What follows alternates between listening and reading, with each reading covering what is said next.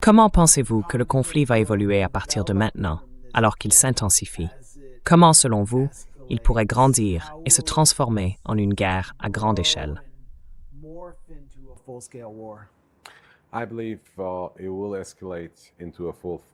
Je pense que ça va dégénérer en une véritable guerre, tu sais, pas seulement dans la région, mais avec de nouveaux acteurs qui vont s'y impliquer. Comme je l'ai dit, ce n'est pas seulement l'Iran, mais aussi les États-Unis, qui sont l'autre partie dans ce conflit. Et ils ont déjà élargi l'ampleur et le champ de la guerre. Ils ont bombardé un pont, une partie importante des infrastructures du corridor, au nord de l'Iran. C'est la voie ferrée qui mène à Mashhad. Oui, et ça veut dire qu'ils ont maintenant porté la guerre à un autre niveau. Donc ça va s'intensifier jusqu'à devenir une guerre totale.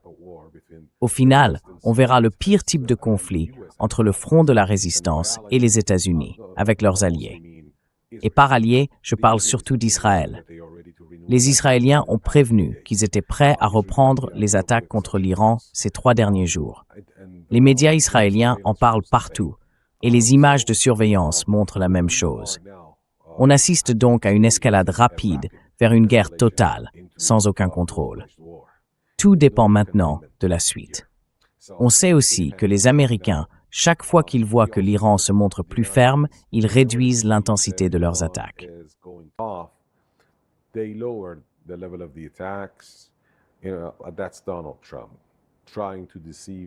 C'est Donald Trump qui essaie de tromper les Iraniens, le peuple iranien et surtout le gouvernement, en prétendant que le protocole d'accord est toujours en vigueur, et ainsi de suite. Mais après avoir rétabli les sanctions sur les exportations de pétrole, et en restant fermement opposé à la libération des fonds iraniens, alors qu'il avait lui-même déclaré qu'il n'y avait plus de protocole d'accord et qu'il l'avait déchiré, je pense que cette carte ne fonctionnera plus, même s'il tente encore cette option. La nuit dernière, ils ont bombardé l'Iran et ça continue encore maintenant. Toutes les quelques heures, ils frappent quelque part, au sud ou au nord. Ils ont donc déjà étendu le champ d'opération du sud au nord. Ils ne devraient pas s'attendre à ce que l'Iran maintienne le même niveau d'attaque qu'il y a 2 jours. L'Iran va forcément riposter, et le théâtre des opérations s'élargira aussi pour lui. Ce sera à une échelle bien plus grande.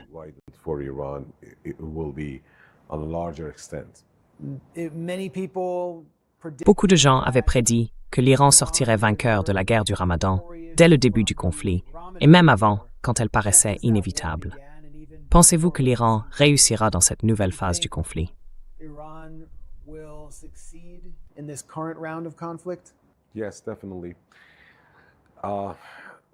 Oui, tout à fait.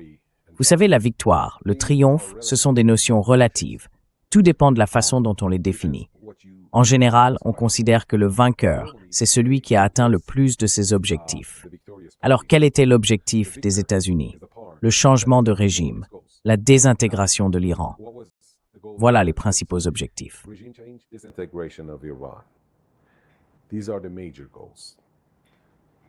C'étaient les principaux objectifs. Objectif secondaire, dévaster la capacité balistique de l'Iran, sa capacité nucléaire, le couper de ses alliés et détruire ses alliés, les effacer de la carte du Moyen-Orient. Rien de tout cela n'a fonctionné. Donald Trump n'a en réalité atteint aucun de ses objectifs. Au contraire, l'Iran a fermé le détroit d'Ormuz, comme tout le monde le sait, et ce levier potentiel s'est transformé en un atout qui a donné encore plus de pouvoir à l'Iran, à tel point que, partout dans le monde, et pas seulement le grand public, mais aussi des intellectuels, des analystes, des universitaires et d'autres, ont affirmé que l'Iran est désormais perçu comme une grande puissance, voire une superpuissance, grâce au détroit d'Ormuz. Le détroit d'Ormuz fait partie des 7 voies maritimes les plus stratégiques au monde, avec des conséquences majeures sur les plans économiques et militaires. C'est même la plus importante des 7, au même titre que le canal de Panama, le canal de Suez, le détroit de Bab el-Mandeb et le détroit de Malacca.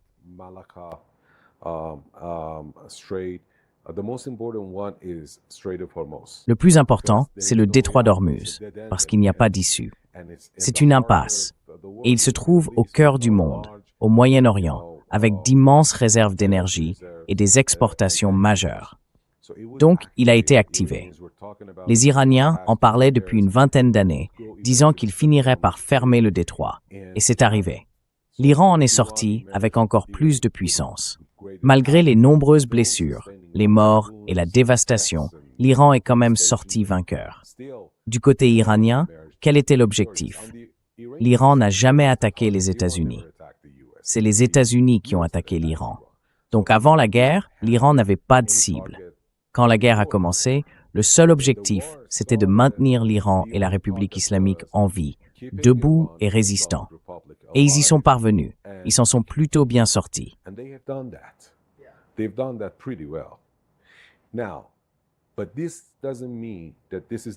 Alors ça ne veut pas dire que c'est la fin de la guerre. Non, ça c'était la phase 2. La phase 1 c'était l'année dernière. C'était donc la phase 2, mais elle n'était pas terminée. En réalité, l'Iran avait l'avantage dans la guerre, surtout après la première semaine. Mais ça ne voulait pas dire que tout était joué et que nous avions gagné la guerre. Non.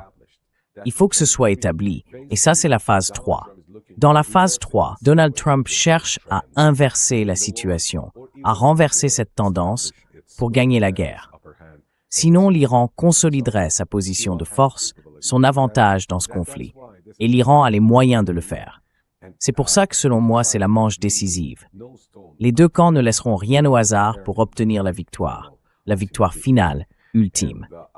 Et je pense qu'il y aura encore beaucoup à venir, beaucoup d'évolutions dans cette guerre, dans ce domaine. Selon vous, quels ont été les principaux facteurs militaires qui ont conduit à la victoire de l'Iran pendant la guerre du Ramadan?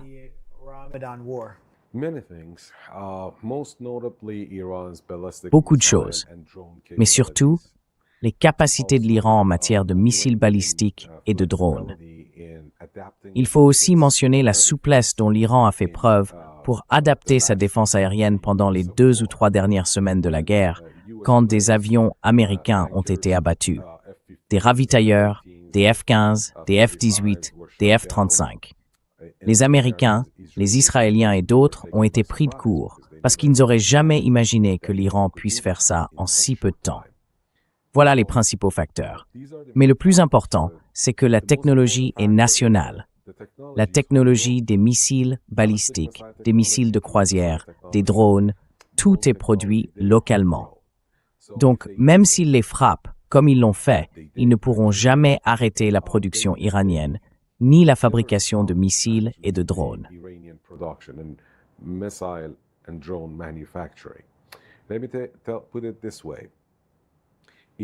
Je vais le dire comme ça. L'Iran n'a pas encore ouvert ses stocks de missiles, ni ses stocks de drones. Pas encore. Aucun de ces stocks n'a été touché. Ce que l'Iran a utilisé dans cette guerre, comme dans celle de l'an dernier, ce sont des productions quotidiennes, de la fabrication au jour le jour. Les États-Unis, tout comme les Israéliens, pensaient que le Mossad, la CIA, les systèmes satellites et, vous savez, l'écoute, les espions, tout ça permettrait de découvrir toutes les lignes de production et d'assemblage iraniennes. Mais ils ont échoué. Oui, ils ont échoué. Ils ont bien trouvé certains sites, ils les ont bombardés, ils ont arrêté la production à ces endroits-là, c'est vrai, mais pas partout.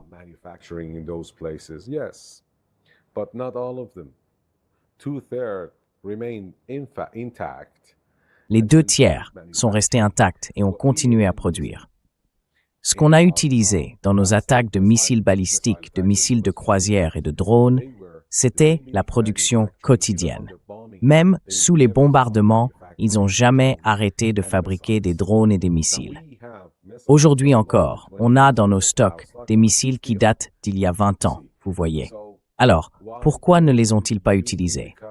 D'abord, parce que l'Iran pense que cette guerre pourrait durer plusieurs années et qu'il doit pouvoir se défendre.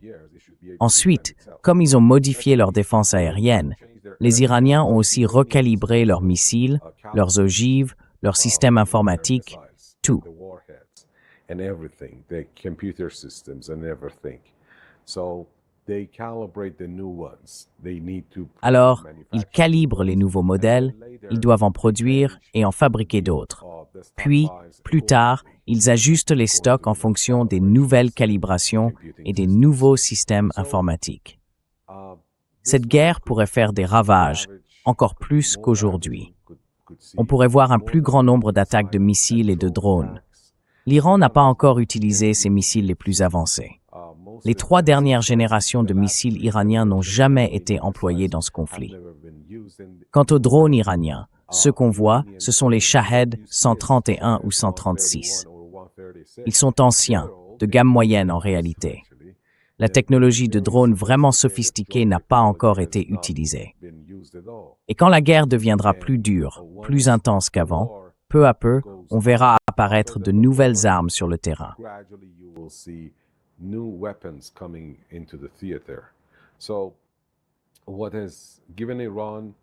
Alors, qu'est-ce qui a donné cet avantage à l'Iran? Le programme de développement d'armement iranien, lancé quand Saddam Hussein a attaqué l'Iran dans les années 80. Pourquoi l'Iran s'est-il lancé dans un tel programme?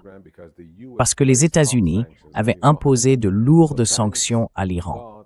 Donc, grâce à Dieu, et grâce aussi aux sanctions américaines, les Iraniens ont développé une technologie telle qu'aujourd'hui, même en Russie, quand on parle de l'invasion ou de la guerre en Ukraine, on parle de la technologie des drones Shahed. C'est un équipement tellement avancé que même les Américains en ont fait une copie en fait. Ils sont peu coûteux et très performants. On peut en produire des milliers. On peut en coordonner plusieurs ensemble. Et, vous savez, les Iraniens sont des gens très très pragmatiques. Ils sont vraiment ingénieux, surtout en temps de guerre.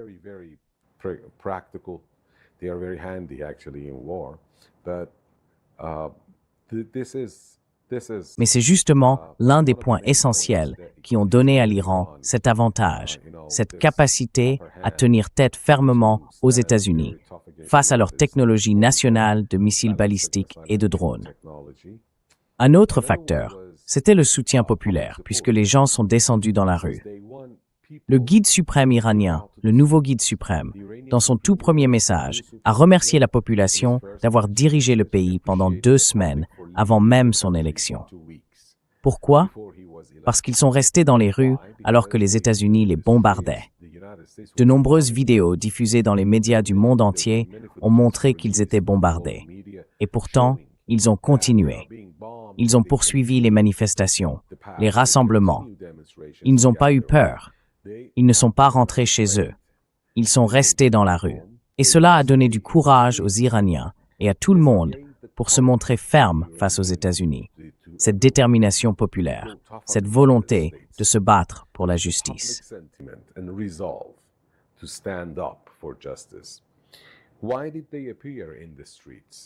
Pourquoi sont-ils descendus dans la rue? L'an dernier, pendant la guerre israélo-américaine contre l'Iran, qui a duré 12 jours, quand tout a commencé, les gens ne sont pas sortis dans la rue. Alors pourquoi cette année? Parce que le dirigeant a été tué. Ça les a révoltés, ça les a poussés dehors, ça a réveillé le peuple iranien. C'est quelque chose de très important. Ce soutien populaire a donné du courage, il a redonné le moral à tout le monde, en Iran et au-delà. C'était un autre facteur, en fait. Il y en a d'autres, bien sûr, mais ces 2-là sont les plus marquants. D'un côté, la technologie et la puissance militaire développée dans le pays, et de l'autre, le courage de l'armée iranienne, ainsi que celui du peuple iranien. Leur lucidité, leur sagesse, leur bravoure, qui les ont poussés à descendre dans la rue. Ils ont commencé à se rassembler, et ces rassemblements continuent encore aujourd'hui, même à des Funerals chaque soir.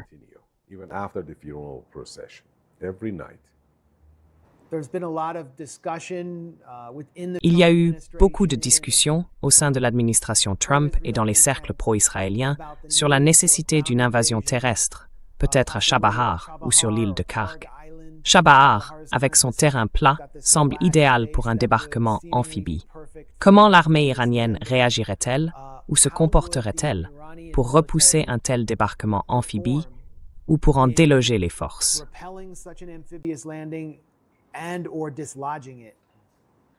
Um, let's remember that a ground attack on Iran Rappelons would qu'une attaque terrestre contre l'Iran nécessiterait environ 2 millions de soldats pour une occupation et des combats à grande échelle. Iran is way L'Iran est bien plus vaste que l'Irak, et les États-Unis n'ont tout simplement pas ces effectifs. Même une alliance ne pourrait pas réunir 2 millions d'hommes. Donc clairement, s'ils lancent une opération terrestre, ce sera comme vous l'avez dit, ils prendront une partie de l'Iran, comme Chabahar, l'île de Kark, ou une zone à l'ouest ou à l'est. Les Iraniens, en réalité, y seraient plutôt favorables, parce que les opérations terrestres sont le pilier, la partie la plus puissante de l'armée iranienne. Nous avons été en guerre contre l'Irak pendant 8 ans, et cette expérience nous a beaucoup appris sur la manière de conduire et de faire progresser les tactiques militaires au sol. L'Iran dispose de forces spéciales très sophistiquées, capables d'opérer dans toutes les conditions, aussi bien au sein de l'armée que dans les gardiens de la Révolution. Il existe même des divisions spécialement formées pour ce type de mission.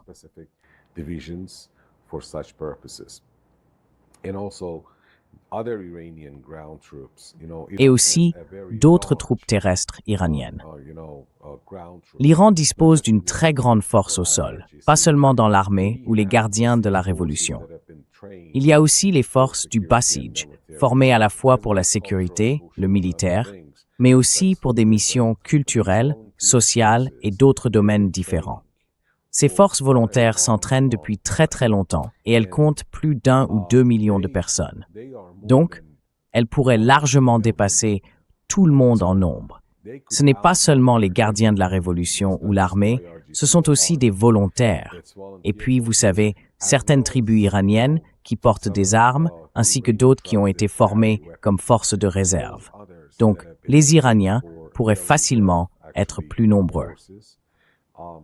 En ce qui concerne la technologie des troupes terrestres, l'Iran a fait beaucoup de progrès. Il n'a presque jamais montré ses technologies terrestres, tout simplement parce qu'il n'a jamais été impliqué dans une guerre de ce type.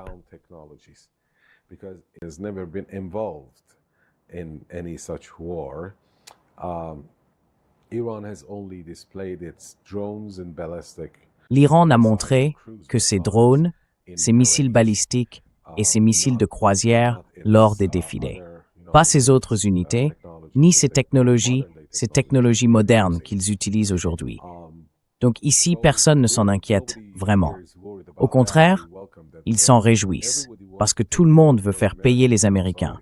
Et je suis désolé de le dire, mais ce sont eux les intrus, ce sont eux les envahisseurs. Ils attaquent mon pays. Alors, tout le monde veut voir combien de temps Donald Trump pourra rester au pouvoir avec le nombre de morts qui augmente. C'est pour ça que je pense que ce sera une guerre rapprochée, une guerre à courte distance. Ils ne pourront pas rester à l'écart.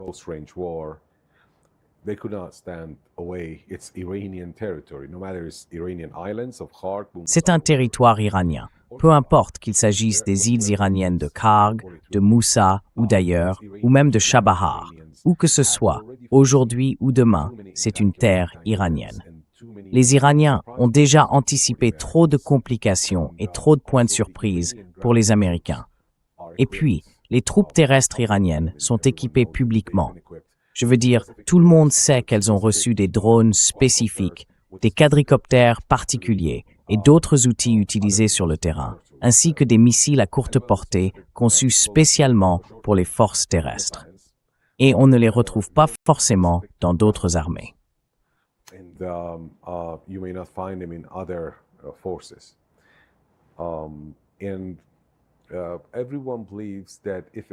Et tout le monde pense que les Américains, eh bien, ils auraient apparemment entre 40 et 50 000 soldats capables d'opérer dans cette région. Parmi eux, 10 à 20 000 pourraient être en première ligne pour mener une invasion. Alors, tout le monde attend de voir si cela va se produire, parce qu'on s'attend à ce que les pertes américaines soient très lourdes.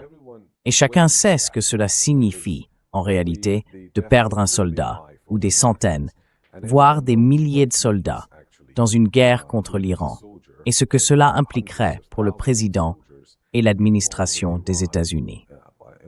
C'est pourquoi des généraux de haut rang, y compris l'ancien commandant en chef des gardiens de la Révolution, Mohsen Rezaei, se sont montrés très clairs à ce sujet. Ils disent qu'ils accueilleraient une opération terrestre bien plus volontiers qu'une campagne navale ou aérienne.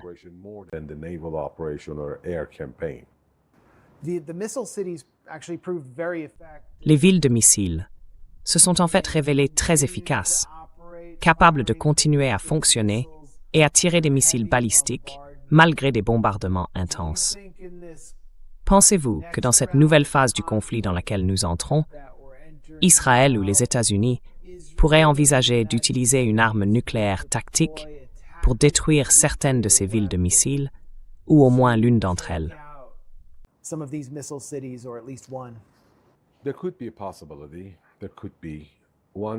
C'est possible, oui.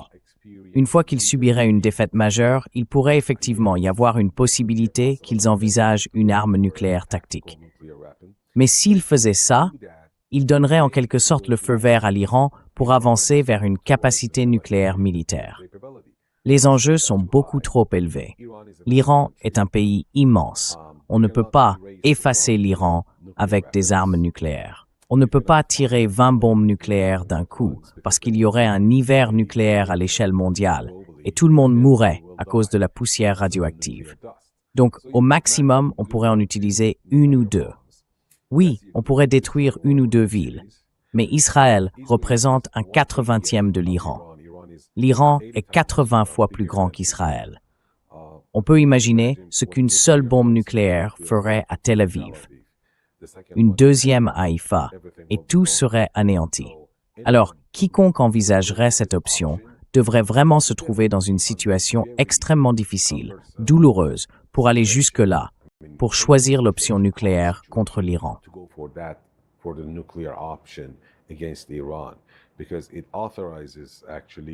Parce que, en réalité, ça autorise l'Iran à avancer vers une capacité nucléaire militaire. Et ça aurait des conséquences très graves, potentiellement mortelles, pour Israël.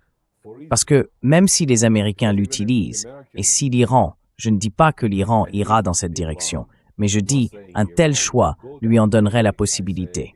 Si l'Iran décidait d'aller vers cette option, vous pensez qu'il utiliserait sa bombe tactique, ou n'importe quelle bombe atomique, ou sur Israël. Donc toute personne qui envisagerait cette option devrait forcément réfléchir à de telles conséquences.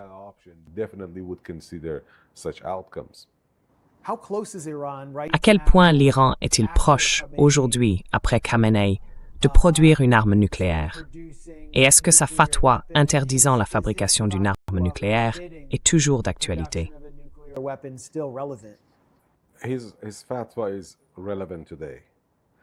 Sa fatwa reste d'actualité aujourd'hui.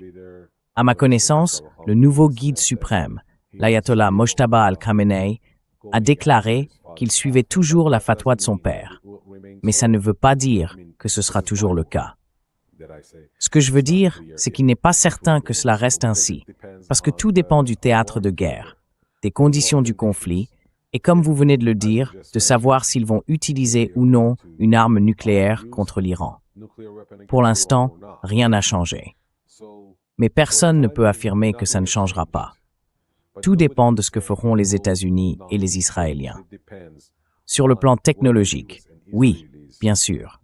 Il faut en réalité 3 éléments pour fabriquer une arme nucléaire. Le premier, c'est d'enrichir l'uranium à 93,4%. Si vous êtes capable de l'enrichir à 60%, vous pouvez aller jusqu'à 93,4%. If you could enrich uranium to 60%, you could do it for 93 or 4. You need a delivery system and you need to detonate. Il faut un système de lancement et il faut aussi être capable de faire exploser l'ogive nucléaire. Il faut donc des dispositifs. Disons-le comme ça. Même les éléments vers lesquels l'Iran n'a pas encore avancé, comme l'enrichissement de l'uranium à 93%, ou le développement des détonateurs, des dispositifs nucléaires, des systèmes d'explosion, l'Iran ne s'y est pas engagé. Mais l'Iran a prouvé qu'il pouvait maîtriser n'importe quelle technologie. Quand il était sous sanction, il a développé des technologies extrêmement avancées dans les missiles balistiques, les drones, la nanotechnologie, la technologie nucléaire et dans bien d'autres domaines scientifiques et technologiques, comme les cellules souches par exemple. Donc, les Iraniens peuvent maîtriser n'importe quelle technologie, mais ils n'ont pas pris cette direction. En d'autres termes, disons-le clairement, fabriquer une bombe nucléaire n'est pas un obstacle technologique, ni un défi technique. Burden or a technological hurdle. It's a matter of will, choice. C'est une question de volonté, de choix et de décision. Si l'Iran ne l'a pas fait, c'est parce que l'Iran ne veut pas le faire. L'Iran s'appuie sur la jurisprudence islamique. Le massacre, le fait de tuer beaucoup de gens pour détruire son ennemi, c'est haram, c'est religieusement interdit et très fermement. Peu importe qu'on parle de bombes nucléaires, chimiques ou biologiques, c'est interdit en islam, surtout du point de vue du chiisme. On ne peut pas tuer des dizaines de personnes juste pour atteindre un seul ennemi. Voilà le fond du sujet. C'est l'un des points essentiels ici.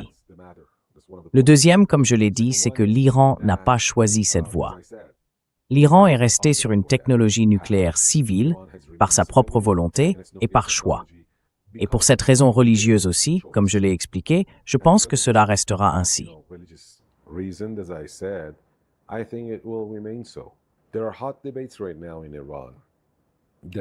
En ce moment, il y a en Iran des débats très vifs. Certains disent, d'accord, que dit la jurisprudence si nous développons des bombes nucléaires sans jamais les utiliser, simplement pour la dissuasion? Aujourd'hui, ce ne sont plus seulement des penseurs, des analystes ou des stratèges qui en parlent, mais aussi des gens ordinaires qui commencent à aborder cette question. Et bientôt, je pense qu'ils vont poser la question au guide suprême iranien. Que penser de la dissuasion? Pourrait-on développer une bombe nucléaire uniquement à cette fin? Moi, je crois, au-delà de toute considération religieuse, que c'est à lui de trancher. Je n'en sais rien. Mais je pense que si les Américains ou les Israéliens attaquaient l'Iran avec une arme nucléaire, de l'uranium appauvri, une bombe atomique ou des munitions tactiques, peu importe, cela aurait un impact énorme sur le choix de l'Iran et sur sa décision finale.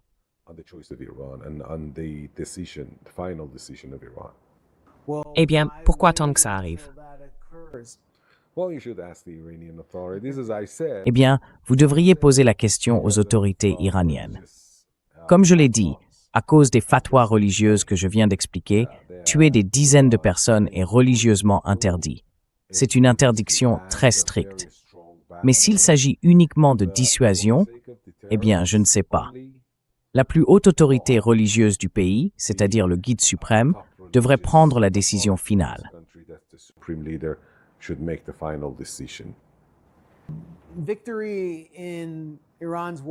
La victoire de l'Iran dans sa guerre contre les États-Unis a été définie comme le fait de chasser les bases américaines de la région ou de consolider le contrôle iranien sur le détroit d'Ormuz. Et ces deux objectifs, à mes yeux, semblent tout à fait atteignables. Mais même si l'Iran y parvient, il reste ce problème. Un Israël messianique, de plus en plus extrême, et doté de l'arme nucléaire, toujours présent dans la région. Comment l'Iran pourrait-il connaître la paix tant qu'Israël est encore là?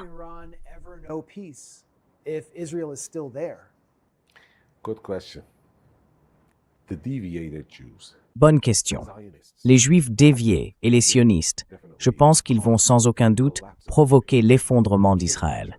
Ils vont finir par s'entretuer, ils vont se retourner les uns contre les autres et ils quitteront le pays. Et devinez quoi? Cette chute d'Israël a déjà commencé. Elle a commencé il y a 2 ans, après les attaques du 7 octobre, quand ils se sont tournés contre les Palestiniens. On peut le voir dans leurs affaires culturelles, dans leur économie, dans la valeur du shekel, dans le domaine scientifique et technologique, dans le nombre d'entreprises et de sociétés informatiques qui ont quitté Israël, même l'argent israélien, le capital du pays. Peu importe combien ils injectent dans l'économie, les capitaux continuent de partir. On peut aussi regarder les chiffres de l'émigration, le nombre de gens qui quittent Israël, un phénomène qu'on n'avait jamais vu auparavant.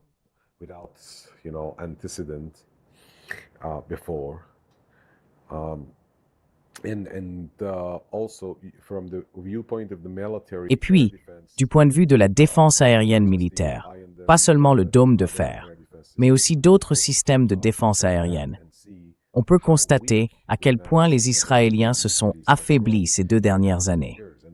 Ils sont sur une pente descendante vers leur propre déclin. Et je pense que ça ne prendra pas longtemps, peut-être quelques années tout au plus, avant que cela ne se produise. En partie, bien sûr, à cause d'autres nations comme l'Iran, mais surtout à cause des Israéliens eux-mêmes, des sionistes eux-mêmes.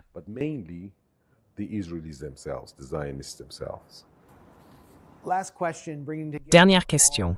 En rassemblant tout votre savoir sur les affaires militaires et étrangères, vous pensez que j'ai vraiment une chance de pouvoir prendre l'avion ce soir?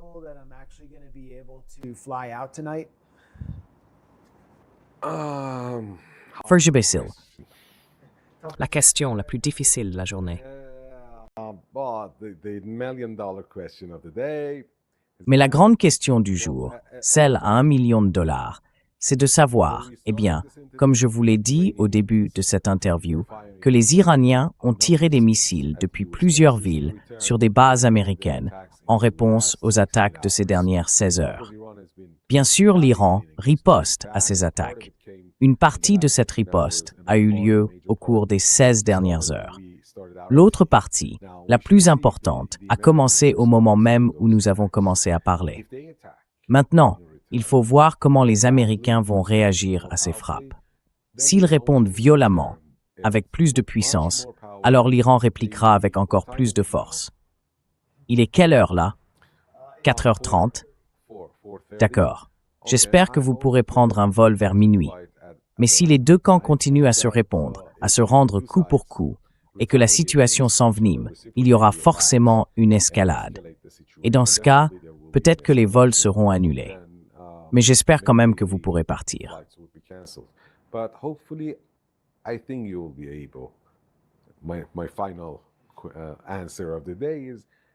Ma réponse finale pour aujourd'hui, c'est oui, vous pourrez prendre un vol dans les 24 prochaines heures.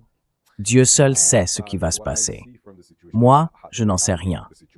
Mais d'après ce que je vois, d'après la façon dont je lis la situation, la guerre dont je viens de parler va reprendre.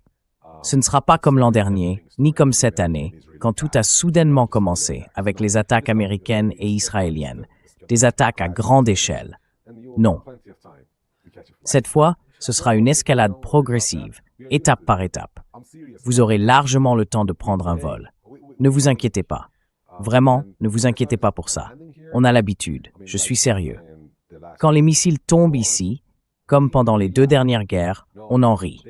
Là, ils ont bombardé 3 zones près de chez moi, autour de ma maison. 3 zones dans 3 directions, au nord, à l'est et à l'ouest, à moins de 100 mètres. L'une d'elles a été touchée par une bombe anti-bunker à environ 200 mètres.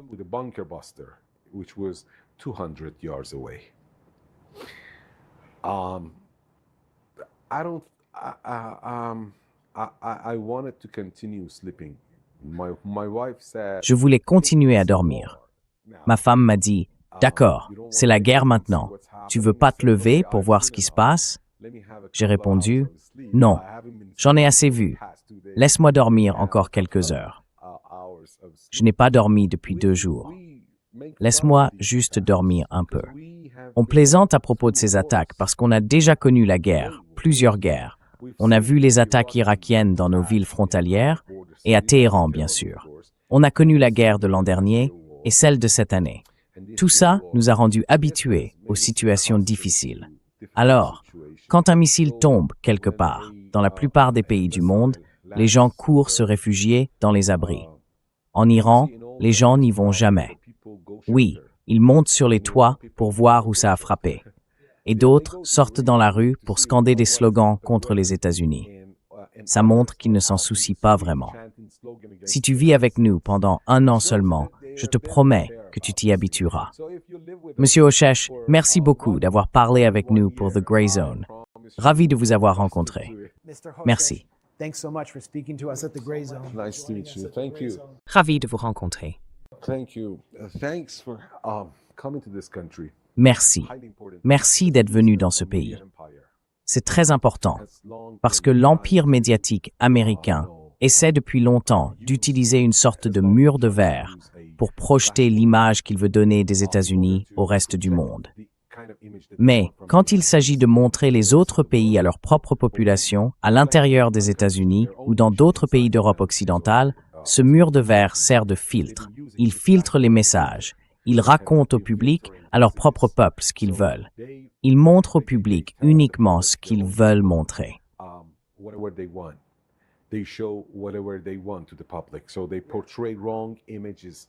Alors ils donnent une image fausse de nous à l'extérieur. J'ai parlé avec plusieurs étrangers la semaine dernière.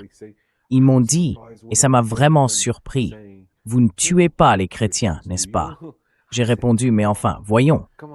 Ils ont leurs propres représentants au Parlement. Même les Juifs ont leurs représentants au Parlement. En Iran, pour chaque 100 ou 200 000 habitants, il y a un député. Mais pour les minorités religieuses, 100 000 suffisent. Les Juifs ne sont que 20 000, et pourtant, ils ont leurs représentants.